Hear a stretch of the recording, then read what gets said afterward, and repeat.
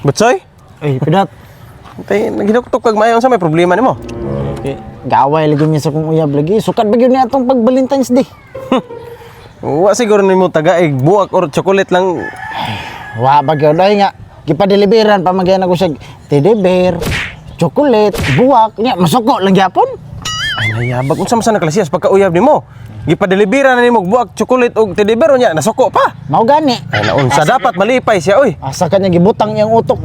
Unsa man hinungdan sa inyong pag-away? Kuan, suko siya kay kun manggod ang bayad si Udi. Cash on delivery ba? Subot pasabot. Siya nagbayad sa imong gipa-deliver. Siya. Kabuang dapat gid siya masuko nimo kay mura tabla ra mag siya rin nagpalit sa iyang kaugalingon. Pero nag-effort mo ko. Bisan pa nag-import ka nya siya may nagbayad. Wa gi kay klaro ay. Oo, no? Kubo.